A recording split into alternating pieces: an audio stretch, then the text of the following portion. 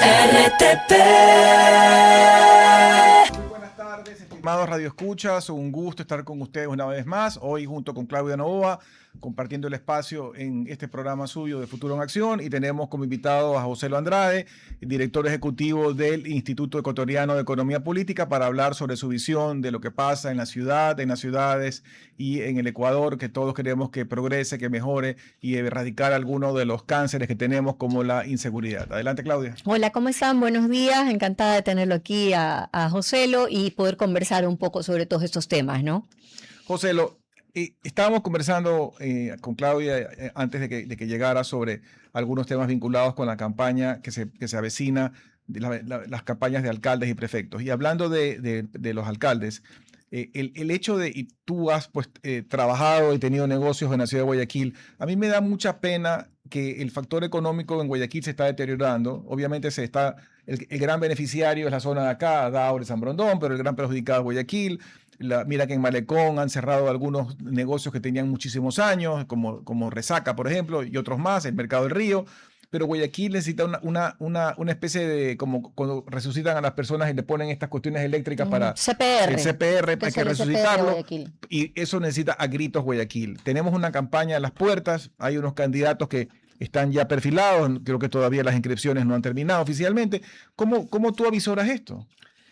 Bueno, primero que nada, Giovanni, Claudia, muchísimas gracias por la invitación y muy buenas tardes con todos ustedes. O sea, mira, yo te digo lo siguiente, uno no puede cosechar algo diferente de lo que sembró. Esa es la realidad y mientras el clima de ideas no apunte en la dirección adecuada, mientras sigamos discutiendo sobre cosas que no tienen mayor importancia, lamentablemente en el Ecuador no se van a tomar decisiones adecuadas. Ahora bien, el tema de la alcaldía, si uno le pregunta a un candidato a la alcaldía, bueno, ¿y qué vas a hacer en caso de llegar? La verdad es que yo no escucho cosas muy novedosas. Es decir, bueno, dicen que van a ir en la línea de la seguridad, ir en la línea del ordenamiento, ir en la línea, en determinadas líneas, pero a mí me encantaría escuchar acá en Ecuador algo así como, mira, vamos a convertir a Guayaquil en Hong Kong.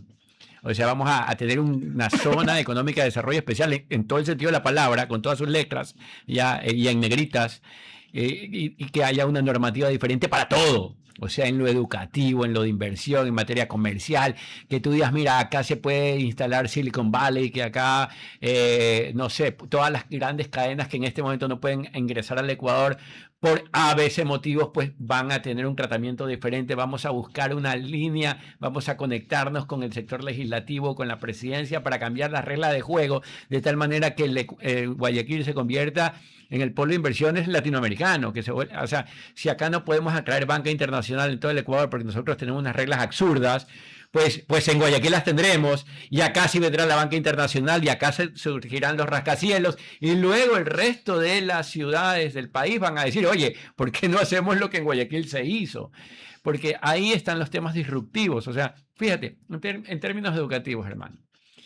Yo contaba aquí, y es que tengo que repetirlo porque me da coraje, ¿no? Un día mi esposa me dice, Joselo, han mandado la lista de los le dije libros. a Claudia que se prepare, que tú eres fogoso para... Sí, así me estuvo. Y ahorita estaba pensando justamente, bueno, ahí está el fuego que tanto me anunciaron. Pero está muy bien, es muy agradable escuchar la pasión en estos temas. Muchas gracias. Mira, mi esposa me dice, Joselo, anda a comprar los libros de Gabrielito. Y yo digo, ¿qué pasa? ¿Que no los venden en el colegio, que deberían vender? No, que sí, que los venden en el centro. Y en el centro, bueno, ok, me voy a la altura del conservatorio, allá bueno, cerca del Oro Verde. Entonces yo, por suerte, alcanzo a estacionarme en la puerta del establecimiento que venden libros. Yo, ¡qué bueno! Entonces le digo, muy buenas tardes, por favor, mire, yo quiero la lista de libros del colegio tal del segundo de bachillerato. Así, aquí la tenemos completa. Yo, perfecto, qué chévere. Me dan la lista, me dan el valor. Yo le digo, o sea, a un padre de familia lo único que le queda decir es cobre. Claro. No hay opción. No hay opción de pataleo. No ya. hay nada que entonces, decir. bueno, entonces yo le digo, ya, pues proceda, ¿no? Traiga los libros que tiene que traer. Pero mientras yo hacía tiempo estaba leyendo los títulos de los libros estos, ¿no? Veo Cruces sobre el agua. Oye, tienes una literatura. Sí. A ver. Bueno. Vamos con pies de plomo al tema de Cruces sobre el agua. Sin miedo. Ahora que ya me pusieron el desafío. Hace 30 años o más, eso estaban leyendo yo en la escuela. No hace 30 años, hace 60 o 70. No, pero él él, sí, claro, pero digamos, es parte del pensum, ¿no? Bueno, en realidad 35 años y más.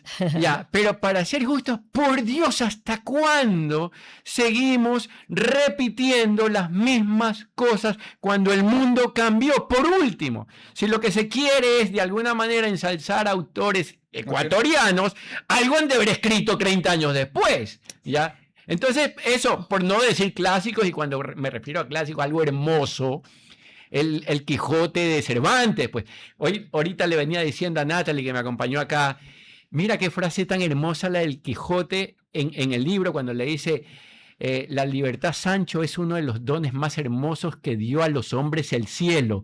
Por la libertad, así como por la honra, se debe y vale la pena aventurar la vida. Eso es lo que tenemos que estar estudiando, y no la historia de una especie de aniquilamiento con una lectura perversa de la historia, donde los empresarios son unos malvados y aquí en el Ecuador siempre ha imperado la injusticia. Pero José, te hablas, pero te olvidas en la explicación, y tú lo mencionaste en un programa anterior. Esos, por último, son libros de literatura, ¿no? Pero el problema ha sido que en los textos escolares digamos, de materias tipo los de estudios sociales se publicaron libros, inclusive de importantes editoriales, que tenían unos contenidos totalmente sesgados, que decían que los exportadores eran malos, que los productores agrícolas eran malos, o sea, los que producían banano para exportación, sí. Todo totalmente con un sesgo. Ni siquiera veían los dos lados de la historia, sino que eran totalmente ideologizados. 2, 3 detalles antes de que proceda a recibir los comentarios de Claudia. Vamos por partes, como dice ya el destripador. Primero, acá cuando te explican la historia del Ecuador te dicen, hubo un boom cacautero, hubo un boom de yo que sé, el banano, hubo otro boom de ni sé cómo, como que si la historia viniese por etapas, como Marx lo explicaba. ¿Por qué? Porque uno de los grandes historiadores del Ecuador repite ese lugar común de Marx. Sí, primero vino esto, luego aquello, luego aquello, luego aquello. Algo que escasamente había sucedido en ciertos lugares de Europa. Es decir, una visión eurocentrista que de remate ni siquiera representaba Europa, pero se sigue diciendo que en el Ecuador se vino dando por etapas una serie de cosas y al final todos los empresarios son malos. Segundo, la historia en realidad no la escriben ni siquiera los vencedores, la escriben los historiadores. Y una buena discusión de historia trata de cuando tú tienes a muchos historiadores compitiendo, diciendo, oh, mira, ve, esto es lo que realmente pasó. Ahí hay historiografía, hay una mejor comprensión de lo que pasó en el pasado. Pero definitivamente lo que pasó en el pasado fue explicado por nuestra izquierda, la carnívora, y explica nuestro presente, lo que hicimos, o sea, lo que hiciste ayer en el gimnasio explica el dolor del día de hoy, hermano. Es así de sencillo. Yo ayer hice pecho, hoy me duele el pecho. Y lo mismo está pasando en el país. Hoy tenemos desempleo, miremos el código laboral del pasado. Claudia. Bueno, sí, realmente yo no voy a discutir porque veo realmente tu posición de dónde proviene y entiendo perfectamente lo que tú estás diciendo, pero bueno, no voy a discutir sobre el valor de un clásico que explica, y no sé si lo has leído últimamente, explica claramente cómo se vivía en el Guayaquil de esa época, ¿no? O sea, Gallegos Lara retrata perfectamente el Guayaquil de su época y las realidades de su época. Comprendo que tú le ves su sesgo de izquierda y todo, pero realmente la preocupación se trata de los textos escolares, ahí lo encuentro, pero clásicos donde se retrata el sufrimiento de la clase obrera han existido en el Ecuador y en todos los países, ¿no? O sea, tenemos la matanza de los bananeros en 100 años de soledad, tenemos nuestro Guasipungo, bueno, en fin. Qué buena novela, 100 años de soledad. Tenemos mucho, bueno, y ahí retrata perfectamente pasar los vagones de tren repletos de muertos, ¿no? Hombres, mujeres y niños, lamentablemente, ¿no? Gabo también era zurdo. Alguien tiene que sacar la cara por los trabajadores, lo comprendo, pero comprendo muy bien lo que tú dices. También entiendo que los textos escolares no deben de tener sesgos políticos, ¿no? Pero tengo entendido, por lo menos de lo que yo no recuerdo los libros de textos de historia, de sociología o de antropología con un sesgo. Sé que sucedió durante el Correato, lo recuerdo como una leyenda urbana. No sé qué tan verdad fue porque yo con mis hijos nunca lo vi. Una realidad. ¿Ya? Pero si tú le dices, te creo. Y está presente, te digo, porque el fin de año anterior, o sea, académico, tiene sus exámenes y todas estas cuestiones, entonces mi hijo se había quedado en una de estas materias, entonces yo le digo, a ver, estás estudiando historia, estás estudiando temas sociales. La verdad es que a mí la historia me encanta. Yo, o sea, solamente para poner en contexto y por seguir con con la joda, no sé, sorry.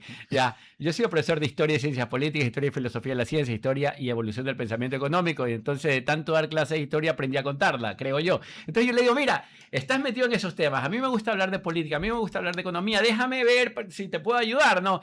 Y en eso comienzo a leer, Dios mío. Aún se sigue diciendo en esos libros del día de hoy de ciudadanía, yo que sé que otra cosa, que el socialismo del siglo XXI ha sido la mejor alternativa para el país, que es el ejemplo de la mejor democracia participativa donde el pueblo se expresa, como lamentablemente en un sistema de una democracia ¿Tú representativa. leíste eso personalmente? Sí, literal, Increíble. le tomé fotos, me horroricé, me dieron ganas de demandar a la profesora y al rector. Ya no sigo avanzando antes de que lo voten a mi hijo. Ya. O sea, fue horrible, me dio una cosa así, yo le dije, cogí una X y le dije, mira, X, esto es mentira, esto no es real, esta es la verdad y esto es lo que vas a tener que decir. Bueno, pero volviendo a lo que tú estás graficando, y va hacia el final de tus palabras, lo que hay que educar en el mundo actual y que lamentablemente no se está educando ni en el Ecuador y muchas veces ni siquiera en países, entre comillas, desarrollados, es el pensamiento crítico. Parte de la tragedia actual de las universidades es que las universidades y los colegios, y sobre todo las universidades, eran lugares seguros para el pensamiento, era para donde tú te podías sentar con el que pensaba distinto en literatura o en filosofía o inclusive en la ciencia, el que no estaba de acuerdo con un teorema u otro. Y el mundo actual se fue, digamos, volviendo una cosa donde ya se aplicaba la teoría de la cancelación, y si tú no estabas de acuerdo con un libreto único, entonces ya tú no podías hablar. El otro podía hablar, pero tú no podías hablar. Y ese pensamiento crítico no existe en el Ecuador, no se ha alimentado. Los chicos, tú mencionas el ejemplo. Yo no digo, o sea, yo estoy alineado contigo en el sentido de que el socialismo del siglo XXI no fue mejor para el Ecuador, pero por lo menos que debatan y discutan por qué sí o qué no. Y habrán algunos que sigan pensando en eso, habrá que respetar aunque estén equivocados, pero otros que... Entonces, ese pensamiento crítico no lo veo que se haya pulido en el país, y eso es parte de la tragedia nacional. Sí, o sea, está ausente, pero básicamente parte de la crítica, no solamente que repetimos los mismos textos, sino que estamos haciendo lo mismo educativamente que hace 30 años. O sea, las aulas siguen teniendo unas sillas dispuestas hacia un señor que está diciendo las grandes verdades, el estudiante va, copia, repite, y luego cuando se vuelve el profesor le dice a sus chicos que copian y repiten. Entonces, no ha pasado nada en materia educativa en 30 años, y eso es lo que tiene que cambiar. Si queremos enfrentar al mundo que ya cambió, tenemos que hacerlo con las herramientas de la actualidad. Solo para ir cambiando de tema, migrando de tema y hablando del pensamiento, yo veía ahora un video de un fulano que yo sigo que se llama Mundo Beto, no sé si lo han visto, que es un italiano que habla un poco de temas contemporáneos, y hablaba de la situación de Grecia. Y esta situación de Grecia está pasando en Europa, en España, en el resto de Europa, en España y tal, con respecto a los jóvenes. Y es el hecho de que el modelo se sigue repitiendo, que es un modelo de menos libertades, de muchos impuestos, de mucha burocracia, de gran inflación, y donde los jóvenes no pueden irse ya de la casa de los papás. O sea, es una tragedia que pasa en algunos países donde ya no están todo tan caro que ya no puede, digamos, no hay emprendimiento, hay una visión súper socialista de la economía, inclusive en estos países occidentales, y los jóvenes no pueden salir, y ellos han sido también programados en ese poco pensamiento crítico de que no tienen muy claro quién construyó las aulas, dónde están las aulas y cómo abrir la llave de las aulas. Entonces volvemos al tema de pensar, romper esas cadenas y realmente liberarse. Bueno, y de remate terminan creyendo que tienen derecho a un montón de cosas. Entonces ya no vale la pena salir a esforzarse porque basta con exigir, porque la Constitución se los dice, o porque le llenaron de ideas en el aula acerca de aquellas cosas que eran parte de la normalidad. O sea, ellos tienen derecho a tecnología y a este ambiente de espacio seguro, ¿eh? Ojo, porque una cosa era el espacio seguro donde la discusión era abierta, la discrepancia era normal. De hecho, el conocimiento es discrepar con respecto al consenso. Es decir, sabes que no estoy de acuerdo con aquella teoría que se ha sostenido a lo largo del tiempo, me hace ruido, tengo una hipótesis que explica un poco mejor el fenómeno y en este sentido lo quiero poner a prueba, quiero discutirlo con la comunidad académica, con la gente que está haciendo opinión al respecto, con la gente que es autoridad en ese tema. Discrepo con la autoridad, de hecho eso fue lo que hizo, ¿cómo se llama? el de cabello blanco, Albert Einstein, ¿ya? Y le dijo, ¿sabes qué? La teoría de Newton me pareció incompleta, yo creo. Y todo esto. Eso es el conocimiento, pero en cambio ahora se entiende por espacio seguro, un espacio donde los chicos no pueden ver, oír o lo que venga, algo que sea diferente de lo que les dijeron por ahí. O sea, y ojo, y yo me acuerdo, es una broma, pero es que yo no le veo nada de malo. Yo me acuerdo que estaba una vez en clase y yo le digo, es que ya no le puedes decir negro al negro. ¿Y qué tiene de malo decirle negro al negro? Ah, no, es que justo había un negrito ahí delante, el tipo me mira sonriendo y le digo, oye hermano, pero tú sabes que no lo estoy haciendo a propósito, o sea, no es mal plan. Y que dice, ah, no, es que afroecuatoriano. Ay, ¿cómo que afroecuatoriano? Todos somos afrodescendientes. Todos salimos de África, de ahí nos fuimos por Asia, de ahí cruzamos a Europa. De hecho, cuando cruzamos a Europa todos éramos negros. Luego, por temas de luz, nos volvimos blancos. De ahí nos distribuimos por el mundo, cruzamos por el estrecho de Bering. Pasó un montón de cosas. Todos venimos de África, brother. O sea, si en algún lado está el Edén, andaba por allá, ¿ya? Pero el punto es que ahora no se le puede decir a alguien lo que uno cree que es. O sea, o mejor dicho, lo que es, yo qué sé. Uno tiene, hasta parece broma, pero uno no le puede decir ya, hombre, al hombre que ves adelante, porque podría ofenderse, no vaya a ser que crea que es otra cosa. Claudia, ayúdame, por favor. Sí, Ayúdame. estoy digiriendo todo lo que estoy oyendo. Sí, no, definitivamente el pensamiento crítico es básico en la vida y es algo de lo cual nos hemos alejado muchísimo, ¿no? O sea, Sí. tanto hemos hablado de que los colegios nuestros son tan memoristas, ¿no? Y nos hemos alejado de una forma de enseñanza donde al estudiante se lo enseña a pensar de manera distinta y a cuestionarse las cosas y a generar un pensamiento propio a partir de lo que se está leyendo, ¿no? De ahí el tema del el joven que no puede salir adelante solo. En el día de hoy, creo que es un fenómeno que está sucediendo en todas partes del mundo, en Estados Unidos, en Europa, en todas partes. Yo tengo un hijo viviendo en España y es súper complicado y él se está yendo, él se fue a hacer camino y a hacer su vida solo, pero es todo muy complicado, ¿no? Pero claro, viene de una familia donde se lo empuja, ¿no? Se lo empuja y tú solo y vamos y él no quiere que ayuda y quiere salir adelante solo, pero comprendo que es una generación que se la ha sobreprotegido en cierto modo y se le ha dado pensando. Claro, O sea, en el colegio les han dado pensando en muchos casos, ¿no? y sin embargo estamos en el mejor momento de la historia para estar vivo. O sea, fíjate, si alguien del pasado, el siglo XV, coge y te llama por teléfono, suponiendo que hubiese la tecnología para conectar a alguien del siglo XV con el siglo XXI y dice, hola, ¿qué tal? Cuéntame. Te pregunta a ti el siglo XXI, ¿qué hiciste esta mañana? Bueno, primero me pegué un baño ahí con agua caliente. Ah, o sea que tienes sirvientes Claro, que te calentaron el agua. No tienes que luchar Dice, contra las ratas y la peste bubónica. y sí, luego me pegué un sándwich con jamón, con queso, con pan, con esto. Uy, Dios mío, debe ser muy rico. ¿Cómo que muy rico? ¿Y quién salió a cazar esos animales que has podido disfrutar en el desayuno? No, estaban en el refrigerador. ¿Cómo que el refrigerador? ¿Qué es eso? Es una máquina que mantiene frías las cosas. No te puedo creer. ¿No eres de la Tierra? O sea, ese es el mundo que nos toca vivir y sin embargo en este mundo donde las cosas están muy fáciles, entre comillas, la gente está diciendo, ¡ay, Dios mío! ¡Qué horror! Me han privado de todo. Así como esta muchacha, la Greta, dicen cuantito, que dice que le robaron su niñez. Y cuando ella vive en uno de los países más civilizados y prósperos de la Tierra, por Dios, que venga acá y va a ver cuántas cosas le roban. O sea, ahí sí no queda nada. Pero, Joselo, en esta misma línea de pensamiento y volviendo al tema de esta masificación de ideas, yo sí estoy preocupado y siguiendo el ejemplo que hace Claudia con España. España, pues supuestamente es uno de los países de primer mundo, una y tiene una gran historia, tú que eres admirador de la historia, pero tú ves una juventud que está sufriendo, pero volvemos al tema de las aulas, ¿no? Porque yo veo cosas que se admiten que en otra época de la historia no se hubieran emitido. Vamos al tema, por un lado el tema económico, donde los chicos no pueden salir adelante y a duras penas pueden mantener. Vamos a otras cosas como, por ejemplo, que les venden la idea de la solidaridad. Y yo estoy de acuerdo con la solidaridad humana, universal, que hay que preocuparse por el prójimo, lo que tú quieras.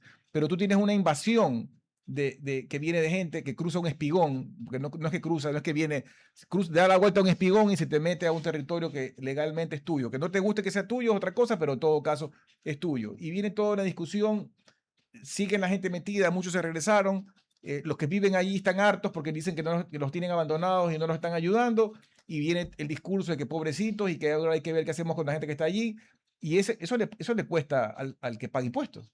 O sea, el que paga impuestos va a tener que hacer cola para ir al dispensario médico atrás de todo este chorro de gente que ha llegado. O sea, las consecuencias de lo que está pasando no las acaban de entender, no acaban de entender las verdaderas causas de las cosas. Hay un libro que si no lo has visto te lo recomiendo, de este escritor canadiense que se acaba de mudar a Estados Unidos protestando de la realidad actual de Canadá, que se llama God Sad.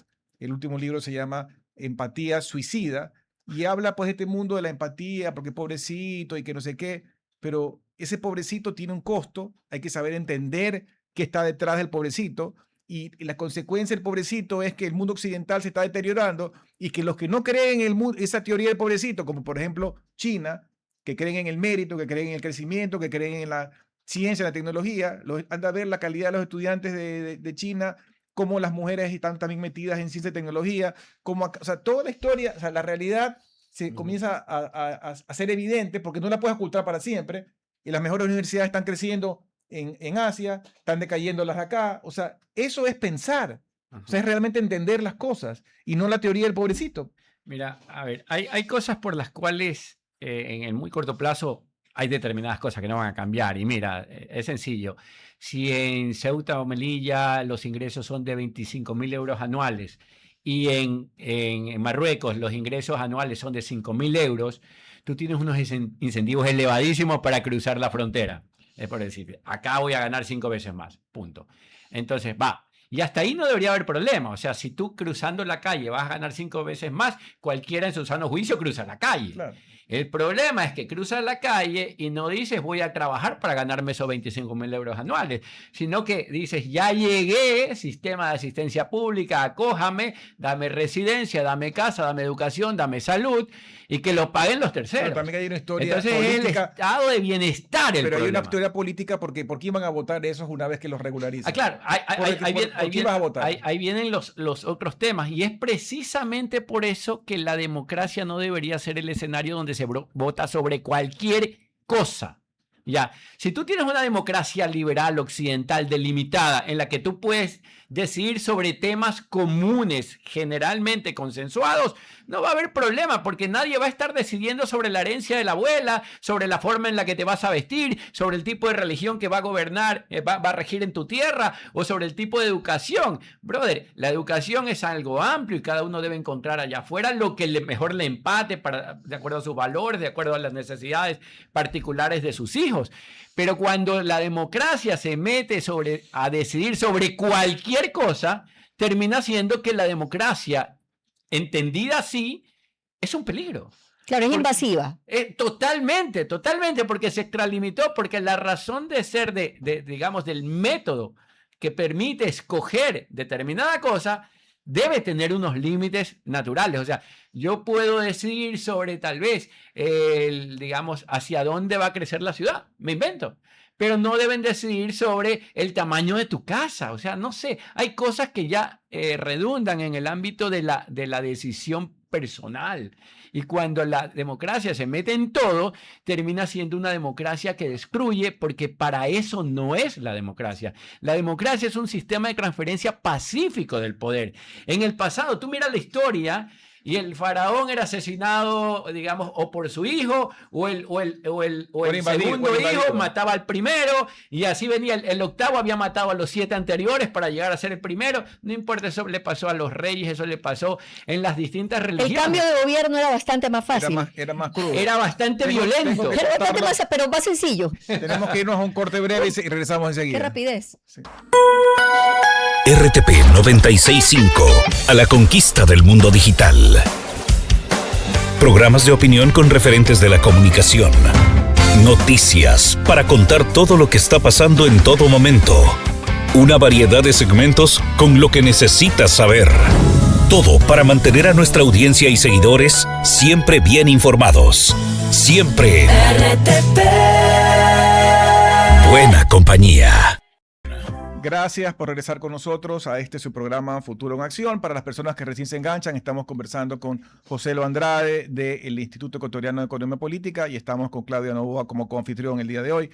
José, hablando ya de economía y hablando también del chip mundial y hablando del tema de Ecuador. El presidente de la República, yo lo he visto en algunas entrevistas recientes, habla de que hay algunas buenas noticias. El hecho de que han subido los números con respecto a inversión extranjera, el hecho de que las ventas a nivel nacional en muchos segmentos, pero en los grandes totales han mejorado, y eso sonaría, digamos, de una economía que se va dinamizando. No sé cuál es la proyección actual con respecto al cierre del crecimiento del PIB al 2026, pero en tu visión, ¿estas cosas son sostenibles en el tiempo? ¿Son coyunturales? ¿Estamos haciendo las cosas bien? De nuevo por partes, ¿no? En términos de inversión extranjera directa, en realidad sí, este año tenemos mayor inversión extranjera directa, pero básicamente porque un gran porcentaje de esa inversión es una reinversión, es decir, esas mismas empresas, ese mismo grupo de empresas que ya operan en el Ecuador, están reinvirtiendo en nuestro país, es decir, no tenemos nuevos actores o nuevos clientes. Que es bueno o que lo nuevos reinviertan. inversores. No, está muy bien, pero quisiéramos que venga dinero nuevo. Desde luego queremos más. Es como decir, mira, yo tengo 4 clientes y estos 4 clientes me compraron un poquito más este año. Qué bueno, pero ¿no sería mejor tener una docena, una veintena de clientes? La respuesta es, sería mejor tener una veintena de clientes. La pregunta que es subyacente es, ¿y por qué razón no tenemos una veintena de clientes y seguimos dependiendo de esos 4 o 5? Entonces ahí de nuevo está en la tarea que hay por hacer. O sea, ya Ecuador tiene mucho por hacer. Ahora, en términos de lo que es sostenible, mira, por ejemplo, en el Ecuador hemos tenido unos años interesantísimos en términos de ingresos por conceptos de exportaciones no petroleras. O sea, el camarón, por ejemplo. Le ha ido maravilloso a un montón de empresas y empresarios exportadores y me parece fabuloso. Somos los mejores en un montón de productos, me parecen fabulosos. He tenido oportunidad de estar del otro lado y ver que esos productos son los mejores que existen en realidad en el mercado en particular. Pero muchas veces lo que sucede es que el precio allá afuera se está elevando y nos beneficiamos de ese tipo de cosas. Es verdad que la apertura comercial es necesaria, nos permite colocar nuestros productos en nuevos lugares. Que también se ha avanzado. Nos otorgan reglas y certezas jurídicas que no tenemos en el Ecuador. Se ha avanzado muchísimo en esa materia y de hecho ese es el mayor acierto del país en los últimos años. Lo comenzamos muy tarde, pero bueno, hemos avanzado. Desde luego, ya al fin podemos decir que ya tenemos acuerdos comerciales. Yo me acuerdo una década atrás, yo decía, bueno, y Ecuador es el único país de la región que no tiene acuerdos comerciales. Claro, o sea, tenemos un presidente que está saliendo a buscar estos acuerdos y está conversando con sus pares. Se va hacia estos días, ¿no? En ese sentido las cosas van muy bien, porque en el Ecuador, ante la ausencia de certezas jurídicas, los acuerdos comerciales te otorgan esas certezas, porque ahí están el conjunto de reglas y normas y, digamos, reglas de juego que te van a permitir interactuar entre una y otra sociedad. Eso está perfecto. El comercio explica la prosperidad y yo creo que por ahí va la solución a todos los problemas. Y yo creo, José, que la población ha entendido que lo que se les quiso vender era una farsa porque se hablaba en contra de los acuerdos comerciales, y yo diría que el más importante que se hizo al final de la época del presidente Correa, que fue el de la Unión Europea, esta es la demostración que nadie ha salido perdiendo como que nos quisieron vender, pues. Claro, que esto iba a ser un desastre, y mira que hay muchos productos que tú puedes consumir más baratos y de mejor calidad. No has detenido o destruido la industria nacional, que también ha mejorado. Entonces, yo creo que está la prueba ahí. Claro, lo que pasa es que, mira, no existe libro de texto económico en el mundo que te diga que el comercio trae problemas. Ya, lo que puede suceder es que para determinado sector muy específico y muy no dado al cambio, diga, oye, pero es que no me interesa que venga la competencia porque voy a ser directamente afectado y eso quiere decir que voy a tener que ponerme a luchar y a innovar y a reinventarme y no quiero. Claro, esa es la raíz del proteccionismo, ¿no? Exactamente. Entonces, pero al final del día te lo voy a poner en un ejemplo, digamos, sencillo e histórico, y es que cuando apareció la máquina del telar, apareció un movimiento, digamos, liderado por un señor llamado Ned Ludd. Ned Ludd era digamos, el líder del movimiento ludista. ¿Qué hacía Ludd? Decir, yo cosía a mano la ropa, al igual que ustedes, era carísima y para muy pocas personas de alto poder adquisitivo, pero esas máquinas están abaratando ese trabajo y ahora la ropa sale a cada ratito. Ahora llega a muchas personas, destruyamos las máquinas. Entonces, estas ideas que se trascienden en el tiempo de protección, entre comillas, al sector industrial ecuatoriano, lo vuelven poco competitivo, hacen que nuestro país sea absurdamente caro.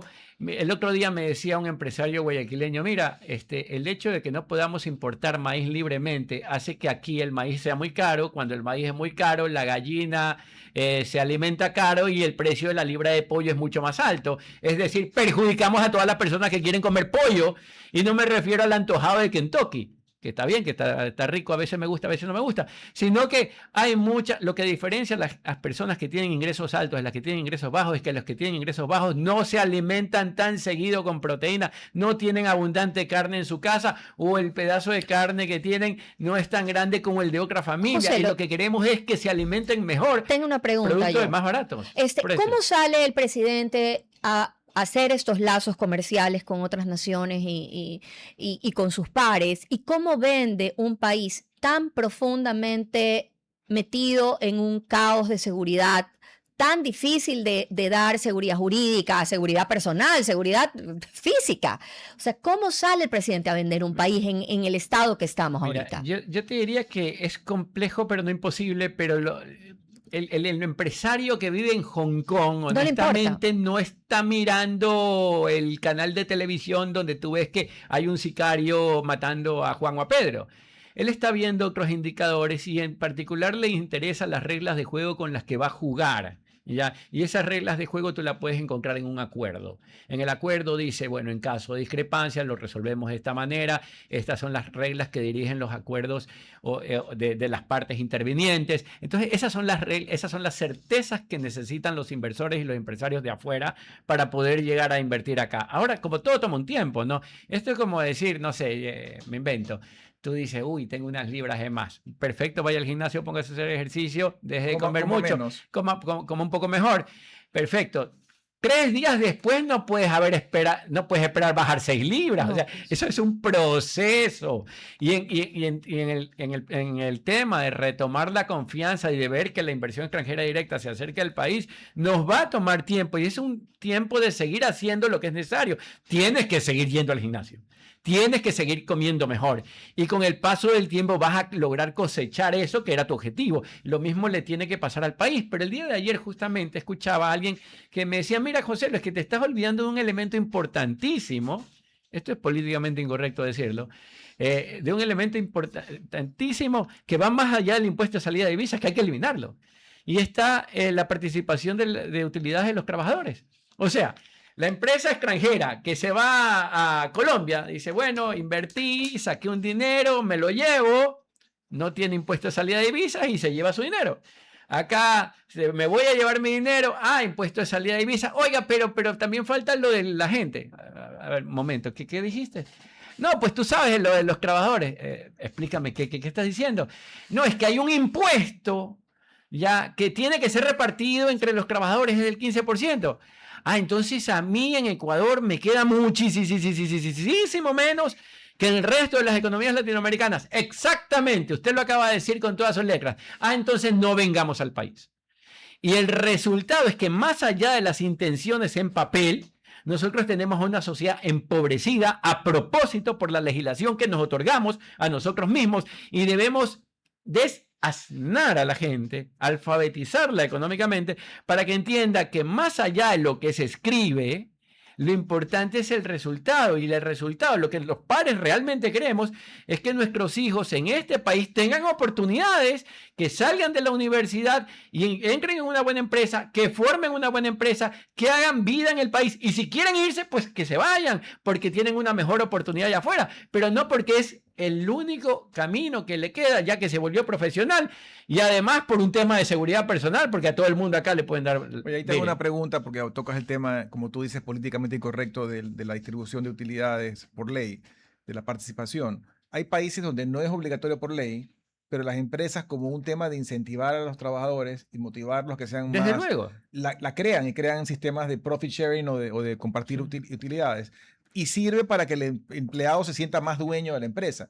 aquí da la impresión de que a pesar de que existe, no veo ese mismo sentimiento como decir, voy a hacer todo lo posible para que mi empresa, porque yo soy partícipe de las utilidades, mejore. ¿Por qué no funciona así aquí?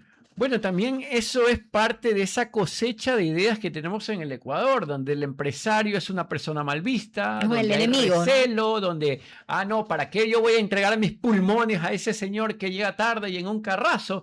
Y no entienden todo el sacrificio que hay detrás de esto. Y ojo, a ver, momento, no va a decir, ¿hay el sacrificio nuestro? Sí, todos nos sacrificamos, pero hay una cosa que tú no estás tomando en consideración, y es que ese señor alguna vez se imaginó un negocio y dijo, ya, esto podría dar resultado, pero antes de que tú cobres tu primer cheque, el tipo ya había levantado un kiosco, había mandado a pintar, compró unos muebles, compró unos productos, contrató a unas personas, comenzó a gastar y a gastar y a gastar y a gastar en espera de algún día ver ese dinero. Y antes de que se haya vendido el primer producto, él ya había pagado un montón de salarios. Ya, él ya había entregado un montón de dinero.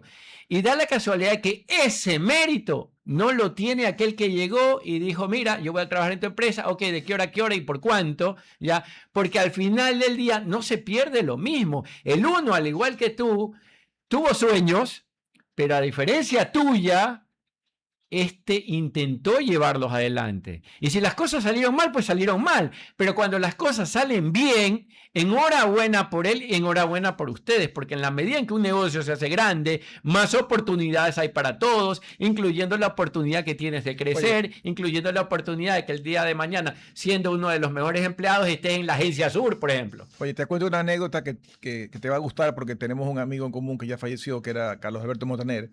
Y Carlos Alberto Montaner a nosotros nos presentó hace muchos años un cercano amigo de él, de origen cubano, así como Carlos Alberto, que yo no sé si habrá muerto, que se llamaba Antonio Guedes. No sé si tú lo llegaste a conocer. No.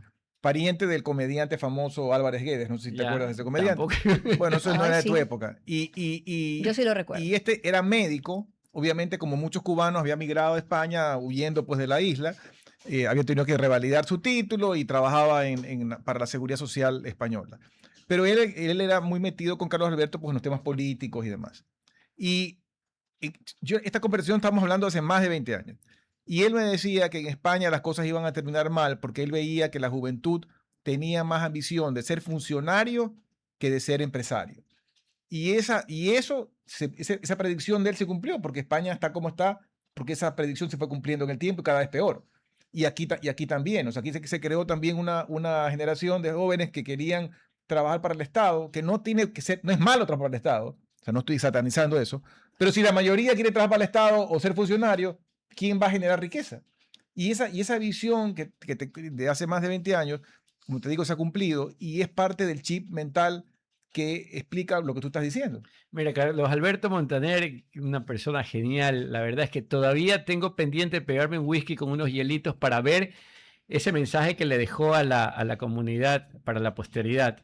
Cuando dice, el día en que escuches esto yo ya habré muerto. Yo me voy a tomar un whisky el día que escuche eso, pues la verdad es que me lo tengo reservado y lo tengo diferido. ¿Y eso dónde está? ¿En YouTube? Está en YouTube. Seguramente. Ya, está en YouTube. Pero el tipo decía, mira, cuando yo era joven yo quería darme respuestas a un par de preguntas que me habían acompañado siempre. Una es, ¿de dónde venimos los latinoamericanos? Y la segunda es, ¿y por qué nos va tan mal? ¿Ya? Yo le recomiendo a la gente que se lea esos dos libros que Carlos Alberto creó para responderse a esas preguntas. Uno de esos libros se llama Las raíces torcidas de América Latina, el otro ahorita no lo recuerdo, me encantaría recordarlo. Había uno que escribieron en conjunto que era Fabricantes de Miseria. No, Fabricantes de Miseria es un librazo, una cosa espectacular. Pero lo cierto es que para entender por qué somos como somos, actuamos como actuamos y tenemos los resultados que tenemos, debemos entender el contexto en el que nos desarrollamos. Mira, Giovanni, yo te he dicho a ti muchas veces aquí, pero a mí me encanta, me impresiona mucho, que después de la Segunda Guerra Mundial mucha gente se preguntó cómo personas alemanas de muy buen corazón, padres de familia, profesores, el panadero, la persona, tu vecino, llegó literalmente a hacer jabón con otros seres humanos. Eso dio lugar a muchos estudios, a muchos exámenes, a muchas investigaciones que se hicieron en Estados Unidos, los experimentos de Milgram, de Ash, en Stanford, estas cuestiones, los temas de eléctricos. Sobre la maldad y sobre y todo ese tipo de cosas. Y lo cierto es que el contexto importa muchísimo. Si vivimos en una sociedad en la que se tiene al empresario por mala persona, por la persona de la que hay que dudar y a la que hay que odiar, pues no vamos a cosechar muchos empresarios. Y en esta dicotomía, digámoslo así, ¿qué quiero hacer de mi vida? Ah, no, mira, es que lo que pasa es que el Estado es el justiciero, es el que arregla los problemas. Y de paso, donde pagan más, la elección se hace sencilla, me voy hacia donde pagan más. Claro, y si de remate... ¿Quién ¿no? crea riqueza entonces? Claro, pero y de remate, si dentro de ese lado te puedes hacer rico de la noche a la mañana sin favorecer al vecino, al consumidor y a la gente, sino por la vía de un contrato, una firmita o un redireccionamiento de esas cosas, vamos, los detalles están a la vista, pero al final, y esto tiene que entenderlo la gente, es que el que crea, digamos, prosperidad es el individuo cuando intenta perseguir sus proyectos de vida y logra satisfacer las necesidades de la gente. Mira, hoy día me tomé un café. Yo acostumbro, supongamos que yo contigo, aunque no fue así contigo, yo llego contigo y digo, Giovanni, un café, listo, vamos. Me da 2 cafés americanos, $5. Yo, $5 por 2 vasos de agua. Ok, va, está bien. Pero da la casualidad que cuando tú miras los números, por ejemplo, de Sweet & Coffee, 70 y pico de millones de dólares. Y está muy bien. ¿Por qué? Porque tienen un café muy rico, porque te otorgan un espacio para conversar, porque es el punto de reunión de los amigos, porque eso no había hace 20 años en Guayaquil. O tal vez 1 o 2, 3 cafeterías. Hoy las tienes por todo el Ecuador, es el punto de reunión. Te vas a la playa. ¿Dónde nos vemos? Sentémonos un ratito en Sweet & Coffee a tomarnos un café. Y enhorabuena porque nos han brindado aquello que queríamos. Y que incluso no sabíamos que queríamos. Y además con lo difícil que es manejar recursos humanos en el Ecuador, ellos han desarrollado un método donde tú entras a cualquier punto de venta de ellos y más o menos el mismo servicio, el mismo método, la misma calidad de los productos. O sea, ellos tienen desarrollado su proceso. Y algo que al final es la copia de un modelo norteamericano, porque allá es donde surgieron esas ¿cómo es que se llaman? Franquicias. Allá surgieron. Entonces, ahí sí... Fíjate tú, ecuatoriano, que andas diciendo, no, que los yanquis, que la CIA, y toda esa vaina. Tomamos una buena práctica, la reproducimos y es por eso que ese café que es rico en el sur también es rico en el norte. Así de sencillo. Y eso es bueno. Hay que tomar las lecciones buenas del extranjero, no tomar las malas. Tal vez ya esté diciendo verdades de perogrullo, pero al final del día a este país le hace falta transitar por la senda que transitaron los países que ahora son prósperos, para dejar de ser pobre. En la pobreza, si quieres, es la condición natural del hombre. Llegamos al mundo en pelotas. Todo de ahí en adelante viene siendo ganancia. Pero no es que yo tengo derecho a un entorno libre, inmaculado de todo aquello que no me gusta y en ese entorno también debe estar todo aquello que me gusta. No, eso es resultado. Nos queda un minuto, Claudia. No, aquí esperando que llegue el alcalde que proponga un Hong Kong en Guayaquil, que sería una cosa fantástica. Me quedé pensando en eso desde que comenzaste a hablar, porque realmente, ¿dónde está la persona que va a venir a cambiar este modelo, ¿no? Y a decir, yo voy a hacer las cosas con trabajo arduo, pero voy a hacer las cosas bien y voy a hacer las cosas de manera diferente, ¿no? No existe uno, pero bueno, vamos a ver. Responder lo que Carlos Alberto Montaner diría. Que es parecido a nuestro clima, digamos. Pudo ser la potencia que es ahora. ¿Por qué no lo puede hacer la provincia del Guayas, por ejemplo? Desde luego. Mira, yo te voy a decir lo que Carlos Alberto Montaner me dijo la primera vez que le dije que iba a dar un cursito a unos jóvenes. Y él me dijo, mira, dile a los chicos que en la discusión de estas ideas se encuentra la solución al problema de pobreza crónica de América Latina. Esas son las ideas de libertad, esas son las ideas liberales. Muchísimas gracias. Gracias, Joselo. Gracias, Claudia. Que tengan todos un buen fin de semana. Hasta el día lunes. Gran fin de semana para todos. Hasta aquí, Futuro en Acción. Control Master Marisela Basantes. Transmisión digital Gerardo Díaz. Redes sociales Erika Eras. Dirección Javier Gamboa. Todos los derechos reservados. RTP 2026. Si disfrutó este programa y aportó de manera positiva